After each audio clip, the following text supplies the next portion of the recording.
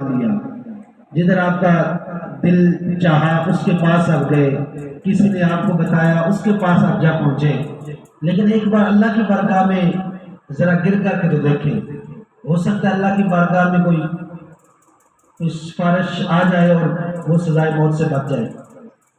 اب انہوں نے کہا کہ یہ بات تو ٹھیک ہے، چلے میں یہ کام کر کے بھی دیکھتا ہوں۔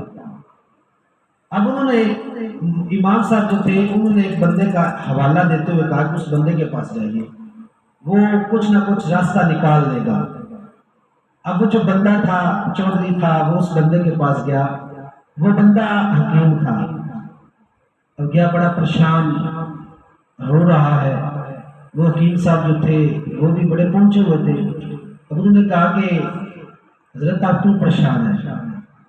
اب انہوں نے وہ سارا قصہ اپنا سنا دیا کہ میرے ساتھ یہ ماجرا پیش آیا ہے، تو اس کے حل کے لیے میں آپ کے پاس پہنچا ہوں۔ اب انہوں نے کہا کہ ایک میرے پاس حل ہے، اگر وہ کر لو تو میں لکھ کے دیتا ہوں آپ کا بیٹا بری ہو جائے گا۔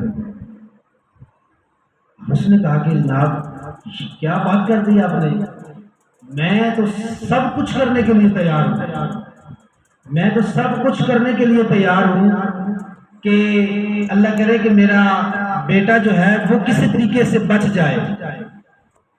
اب انہوں نے کہا کہ میں یہ پہلے بتا رہا ہوں کہ یہ کام بڑا مشکل ہے، آپ سے ہونا کوئی نہیں۔ انہوں نے کہا نہیں میں کروں گا ضرور، آپ مجھے بس وہ طریقہ بتائیں کہ طریقہ کیا ہے۔ اب وہ حکیم صاحب بولنے لگے، انہوں نے کہا کہ آپ کی جو محلے میں مسجد ہے اس میں آپ نے فجر کی نماز پڑھنی ہے۔ فجر کی نماز پڑھنے کے لیے جب بندے سارے چلے جائیں، ان کے جو جوتے ہیں وہ اٹھا کر سائڈ پہ کر دینے ہیں۔ جب فرض پڑھ کے سلام پھیر کے سب سے پہلے آپ نے جوتوں کے پاس آ جانا ہے۔ جو بندہ مسجد سے باہر آئے اس کے جوتے اپنے ہاتھوں سے اٹھا کے اس کو پہنانے ہیں۔ اب اس نے جو معاملہ سنا، میں محلے کا چودھری ہو کے لوگوں کے جوتے سیدھے کروں، میری بلا سے پھانسی لگتا تو لگ جائے، مجھ سے یہ کام نہیں ہوتا۔ اب انہوں نے کہا کہ میں نے پہلے کہا تھا یہ کام ہے بڑا مشکل، آپ سے ہونا کوئی نہیں، اگر کر جاؤ تو میں لکھ کے دیتا ہوں بیٹا بری کر ہو جائے گا۔ اب ایک بار ذہن میں خیال آ کہ نہیں میں نہیں کر سکتا، لوگ کیا کہیں گے۔ پھر بیٹے کی محبت نے تڑپایا، وہ چودھری صاحب کہتے ہیں کہ ٹھیک ہے۔ اب حکیم صاحب نے کہا کہ ایک مسجد میں نہیں کرنا، جدھر فجر کی نماز پڑھنی ہے ادھر زور کی نہیں پڑھنی، ہر نماز کا یہی طریقہ ہے، بندے سارے اندر چلے جائیں، آپ نے جوتے سائڈ پہ کر دینے ہیں، مسجد سے نکال کے دروازے کے پاس رکھ دینے ہیں۔ فرض جب سلام پھر جائے اس وقت آپ نے سب سے پہلے جوتوں کے پاس آنا ہے، اور جو بندہ مسجد سے باہر نکلنے لگے ایک ایک بندے کے جوتے آپ نے ہاتھوں سے پہنانے ہیں۔ جدھر زور کی نماز پڑھنی ہے ادھر اثر کی نہیں پڑھنی۔ مطلب یہ کہ پورے محلے میں پورے علاقے میں آپ نے ہر مسجد میں جانا ہے اور ہر بندے کو پتہ چلنا چاہیے یہ چودھری صاحب ہیں۔ اب وہ کہتے ہیں کہ بیٹے کی محبت ہی مجھے کرنا پڑا۔ کہتے ہیں شروع میں نا میں اپنا منہ ڈھانپ لیتا تھا اور منہ نیچے کر کے جوتے پہنا دینے، کسی کو کوئی نہ پتہ چلنا کہ یہ چودھری صاحب ہیں۔ وہ کہتے ہیں کہ آہستہ آہستہ وہ دن گزرتے گئے، میرے اندر جو غرور تھا، تکبر تھا، میرے اندر جو چور تھا، چودھری بنا بیٹھا تھا جو اندر میں مرتا گیا۔ کہتے ہیں میں نے وہ کپڑا ہٹانا منہ کے آگے رکھنا بھی چھوڑ دیا، اور کہتے ہیں کہ میں ایک دن مسجد میں تھا تو جوتے میں نے دروازے کے پاس کر دیے، تو جب نماز امام صاحب نے سلام پھیرا تو میں سب سے پہلے اس کے جوتوں کے پاس آیا، تو پہلے نمبر میں جو بندہ آیا نا اس کو میں نے جوتے پہنانے چاہے، تو اس نے کہا کہ اللہ نے مجھے ہاتھ دیے ہیں، میں جوتے خود پہن سکتا ہوں تو میں پہن لوں گا۔ اب وہ جو چودھری صاحب تھے ان کا منہ نیچے تھا۔ اب انہوں نے کہا اللہ کے بندے روزانہ ہی اپنے ہاتھوں سے پہنتے ہو، آج میرے ہاتھوں سے پہن لو، ہو سکتا ہے اللہ تعالیٰ میری غلطیاں معاف کر دے۔ روزانہ جو اپنے ہاتھوں سے پہنتے ہو تو آج میرے ہاتھوں سے پہن لو، ہو سکتا ہے یہ ادا اللہ کو پسند آ جائے اور میرے جو گناہ ہے وہ اللہ تعالیٰ بخش دے۔ اب وہ جو جوتوں والا تھا نا، وہ کہتا ہے کہ یار یہ بندہ کون ہو سکتا ہے، میرے ہاتھ تو سلامت ہے، یہ کیوں مجھے جوتے پہنا، آج تک تو کسی نے نہیں پہنائے۔ اب انہوں نے کہا کہ بھائی آپ کون ہیں؟ جب انہوں نے اپنا منہ اوپر اٹھایا تو وہی بندہ جس کا بیٹا قتل ہوا تھا، ٹھیک ہے، وہ بندہ جوتے پہننے والا، جس کے بچے نے قتل کیا وہ جوتے پہنانے والا۔ اب وہ جس کا بچہ قتل ہوا اس نے یہ ماجرا دیکھا کہ یار یہ اتنا نرم ہو گیا ہے، پہلے تو یہ وہ ایک جگہ پہ کھڑے نہیں ہوتا تھا کہ میں یوں کر دوں گا تو وہ کر دوں گا، میں اس کے پاس جاؤں گا، آج یار یہ سارا کچھ چھوڑ کے آ گیا اور مجھے جوتے پہنانے لگ گیا ہے۔ اس نے کہا کہ یار مجھے ماجرا تو بتاؤ، یہ کیوں تم نے ایسا کیا؟ اس نے کہا کہ میں امام صاحب کے پاس گیا، انہوں نے مجھے کسی کے پاس بھیجا، اس کے پاس میں گیا، انہوں نے مجھے یہ کام دیا کہ تم نے یہ کام کرنا ہے اور میں لکھ کے دیتا ہوں کہ تمہارا بیٹا بری ہو جائے گا۔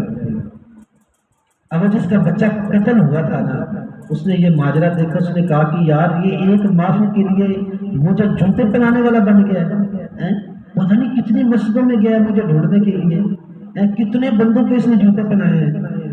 اس نے کہا کہ چل میں تیرے بیٹے کا کیس معاف کیا۔ اب وہ اس بیٹے کا کیس معاف ہو گیا۔ تو قصہ مختصر یہ ہے کہ جب بندہ اپنے اندر اپنی میں کو مارتا ہے نا، اپنے اندر جو اس کا غرور ہے، جب وہ اس کو ختم کر دیتا ہے تو اس کے بارے نیارے ہو جاتے ہیں۔ بعض اوقات آپ کو کہا جاتا ہے کہ بھائی یہ کام آپ نے نہیں کرنا، آپ نے یہ چیز سنانی ہے، آپ کا موڈ بن جاتا ہے، منہ بن جاتا ہے، منہ سوچ جاتا ہے، ضد آ جاتی ہے کہ میں نے نہیں کرنا، بھائی جو مرضی ہو جائے، نہیں سنانا۔ اب یہ چیزیں جب آپ کے اندر آئیں گی، تکبر آئے گا، غرور آئے گا، میں آئے گی، تو آپ دن بدن پیچھے پیچھے پیچھے ہوتے چلے جائیں گے۔ یہ چیزیں جب آپ کے اندر سے ختم ہو جائیں گی تو پھر اس بچے کے باپ کی طرح آپ کے بھی سارے کیس جو ہے وہ ختم ہو جائیں گے۔ تو یہ واقعہ سنانے کا صرف اور صرف مقصد یہ تھا کہ آپ لوگوں کو بھی پتہ چل جائے یہ غرور و تکبر کتنی بری بیماری ہے۔ اب وہ چودھری صاحب اس غرور و تکبر میں آتے اور کہتے کہ جناب میں جوتے کیوں سیدھے کروں یا میں جوتے کیوں پہناؤں، لوگ مجھے کیا کہیں گے کہ یار یہ محلے کا چودھری ہے، پوری دنیا میں اس کی، پورے محلے میں اس کی واہ واہ ہے، تو یہ جناب لوگوں کو جوتے پہنا رہا ہے، اس میں غریب بھی ہیں، مسکین بھی ہیں، یتیم بھی ہیں، سارے اس میں ہیں، جوتے سب کو پہنانے ہیں۔ لیکن انہوں نے غرور و تکبر کو نہیں دیکھا، بلکہ اپنے بیٹے کی محبت کو چنا اور اس کا کیس معاف کروانے کے لیے یہ کام کرنا پڑا ان کو۔ انہوں نے کیا اور اللہ تبارک و تعالیٰ کی رحمت ان کے ساتھ ہوئی، شامل حال ہوئی، ان کا بیٹا بری ہو گیا۔ تو ہمیں بھی چاہیے کہ اس غرور اور تکبر جیسی بیماری سے اللہ تبارک و تعالیٰ کی بارگاہ میں پناہ مانگتے رہیں۔ جب بھی نماز پڑھیں یا آگے پیچھے ہوں تو اللہ کی بارگاہ میں یہ دعا کریں کہ یا اللہ پاک مجھے یہ غرور اور تکبر کی بیماری سے محفوظ فرما۔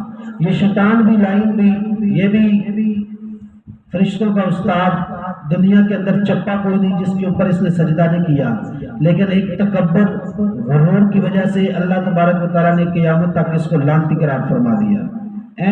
صرف ایک سجدے کی بات تھی نا، اس نے کہا کہ میں آگ سے بنا، وہ مٹی سے بنا، میں کیسے سجدہ کروں؟ اب جب میں آئی نا تو پھر کام خراب ہو گیا۔ تو میں بکری کے اندر بھی ہوتی ہے، میں ہوتی ہے نا بکری کے اندر، لیکن وہ کہتے ہیں نا کہ بکری کی ماں کب تک خیر منائے گی، ایک نہ ایک دن اس نے چھری تھلے آنا ہی ہے، ٹھیک ہے۔ تو جس کے اندر بھی میں ہوتی ہے نا، وہ بندہ غرور و تکبر والی جس کے اندر میں ہوتی ہے، تو وہ بندہ پھر کامیابی کی سیڑھیاں نہیں چڑھتا، پھر وہ تباہی کی طرف جو ہے وہ دھکیل دیا جاتا ہے۔ تو ہم نے یہ چیز اس سبق سے، اس واقعے سے سیکھنی ہے کہ اپنے اندر غرور، تکبر، اس طرح کی چیزیں ہم نے اپنے اندر پیدا نہیں ہونے دینی۔ اللہ تبارک و تعالیٰ کی بارگاہ میں دعا ہے کہ جو کچھ ہم نے سنا اس کو یاد رکھ کر اس پر عمل کرنے کی توفیق عطا فرمائے۔ وآخر دعوانا الحمدللہ رب العالمین۔